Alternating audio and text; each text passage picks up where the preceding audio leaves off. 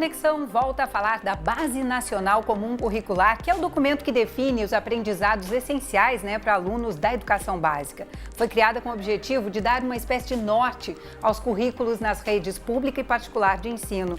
E ela começou a ser formatada pelo Ministério da Educação. Então, desde abril, está com o Conselho Nacional de Educação, que vem promovendo audiências públicas sobre o tema. Serão 5 no total, uma para cada região do país, sendo que 3 já aconteceram. E o canal Futura tem acompanhado essa discussão, inclusive transmitindo ao vivo no site. E nós vamos saber como é que foi a última audiência agora de Florianópolis, que foi realizada no dia 11 de agosto. Quem conversa com a gente é o Eduardo Deschamps, que é presidente do Conselho Nacional de Educação. Tudo bem, Eduardo? Tudo bem, como é que vocês estão? Prazer conversar com todos. O prazer é nosso e obrigada por ter aberto esse espacinho aí na sua agenda para a gente. Eu queria saber como é que tem sido a adesão nessas audiências públicas, uma vez que em 3 regiões elas já ocorreram. Olha, a adesão tem sido plena.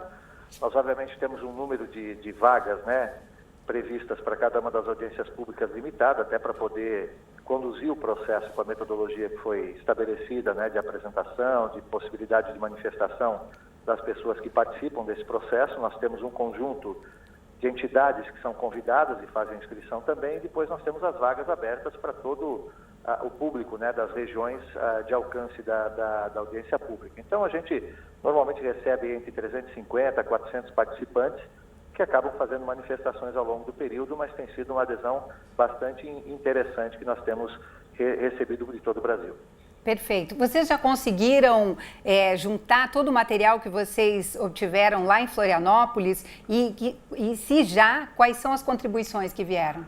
Não, na verdade nós temos uma equipe técnica que faz essa compilação e principalmente faz quase que uma decupagem do material que foi produzido a partir das gravações, do trabalho e até dos registros são feitos localmente ali. Nós já temos os relatórios tanto de Manaus quanto de Recife concluídos. O de Santa Catarina, de Florianópolis, da região sul, está em fase final de organização. Mas cada um dos conselheiros faz as suas anotações também.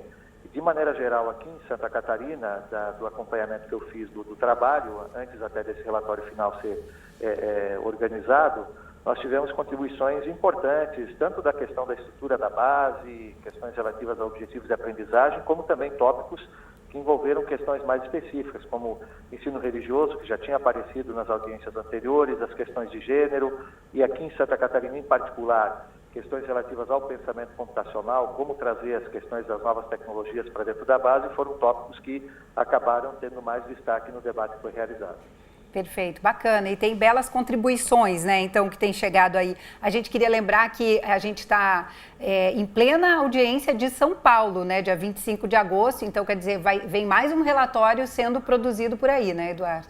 Exatamente, junto com cada um desses relatórios, junto com o relatório também da última audiência pública que nós vamos ter em Brasília no dia 11 de setembro, os relatores desse trabalho, junto com a comissão, bicameral do Conselho Nacional da Educação, que trata da Base Nacional Comum Curricular, vão ter um amplo espectro de contribuições da sociedade brasileira para poder elaborar o relatório final, o parecer do Conselho Nacional da Educação, junto com a resolução que vai normatizar todo esse processo. Agora, as contribuições, elas não se limitam apenas àquilo que é manifestado dentro das audiências públicas. O próprio CNE tem dentro do seu site um link para que possam ser apresentadas ou encaminhadas ao Conselho Nacional da Educação outras contribuições que podem ser feitas de forma escrita, através de e-mail eletrônico, até entregues no próprio CNE, enviados pelo correio, para que os relatores também tenham acesso a esses documentos. E nós temos recebido documentos de diversas naturezas também, mais completos, obviamente, que são apresentados e estão sendo levados em consideração na análise.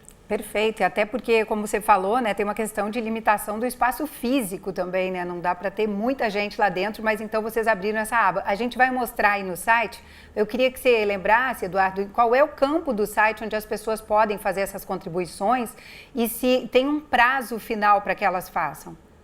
No próprio site existe um endereço eletrônico e as instruções, um endereço de e-mail e as instruções para que eles possam realizar essas contribuições. A nossa expectativa é que esse prazo ele seja encerrado junto com a data da última audiência pública, ou seja, é paralelo, o trabalho das audiências públicas também com a possibilidade de envio de novos materiais para o Conselho, porque a partir dessa última audiência pública nós temos então, naquela mesma semana, de 11 de setembro, as reuniões, né, do Conselho Nacional de Educação mensais, que vão acontecer em Brasília até sexta-feira. Ali nós já vamos fazer uma série de debates sobre o resultado das audiências públicas e, na sequência, tanto no mês de outubro quanto no mês de novembro, a gente deve ter a apresentação dos relatórios que vão ser produzidos pelos dois relatores, né, do projeto da base. Perfeito. Ainda dá tempo para se inscrever para a de Brasília? Agora começam a abrir, né, os prazos. É sempre importante acompanhar dentro do site, aparecem os prazos de inscrição. Nós devemos ter agora já as inscrições sendo abertas também para a audiência de Brasília, e é muito rápido esse processo, né? Normalmente em 2 dias as vagas já estão todas ocupadas. É importante que as pessoas possam estar acompanhando isso, mas ainda existe a possibilidade de inscrição, sim.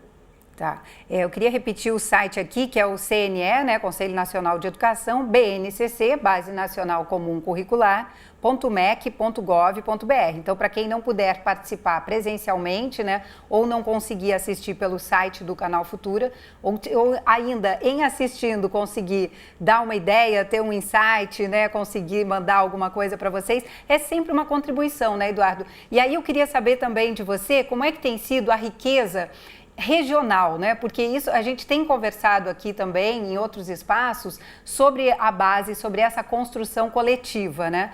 Como é que tem sido essa questão regional, como que ela tem aparecido nos encontros? Olha, até de maneira, para mim em particular, numa impressão minha, até de maneira menos explícita, como eu até basicamente esperava. Na verdade, nós temos contribuições que são mais gerais, né, sendo feitas de todo o Brasil. A gente teve muito marcado, no caso da região norte, as questões indígenas, né?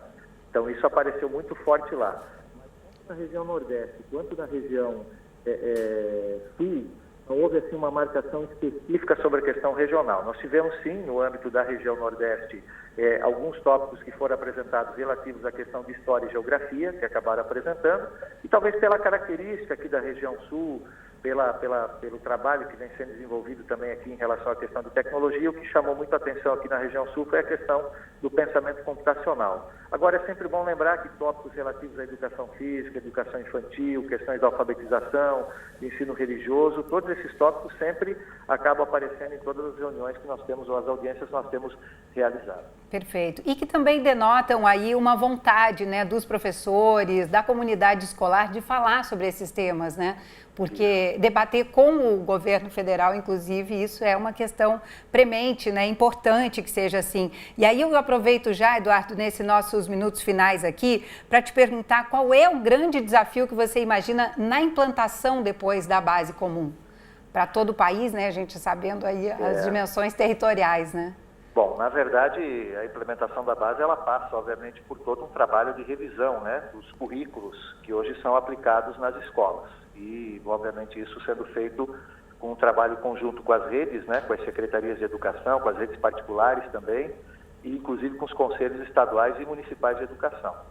Agora, o outro desafio talvez seja como você fazer o trabalho de formação dos professores à luz dessas orientações, né, que surgem da base para essa confecção dos currículos. Então, nós temos o trabalho de reelaboração dos currículos, o trabalho de formação dos professores, a revisão dos materiais didáticos que vão ser utilizados nas escolas, a questão das avaliações, né, que são decorrentes desse processo de reorganização dos currículos, e até a própria organização escolar, a forma como elas devem ser organizadas para que as questões curriculares possam ser aplicadas a partir dos projetos político-pedagógicos de cada escola. Então, é um caminho longo para ser feito, mas talvez um dos grandes desafios seja como conduzir esse processo de formação dos professores à luz da base. Bacana, necessário, um desafio bom pela frente, né? Eduardo Deschamps, muito obrigada e que seja um trabalho muito produtivo aí para todos vocês, viu? Certamente. Eu agradeço essa oportunidade de poder esclarecer mais e continuar contando com a participação de toda a sociedade brasileira nesse processo. O CNE abriu esse espaço para que a gente possa construir o melhor documento possível. Talvez não seja o perfeito, mas o melhor documento possível vindo da sociedade, sempre considerando que na própria resolução da base deve ser estabelecido um prazo também para revisão, ou seja, um trabalho contínuo para a sociedade brasileira. Bacana, essa revisão é importante mesmo, principalmente a gente pensando aí qual é a escola que a gente quer para o século XXI, né? Tão necessário a gente fazer esse debate. Obrigada mais uma vez, Eduardo. Lembrando que as audiências públicas, elas têm sido transmitidas ao vivo sempre no site do Canal Futuro, uma parceria do canal, inclusive com o Ministério da Educação, para garantir que as pessoas possam ter acesso, né, a esse tipo de debate. Até o próximo Conexão.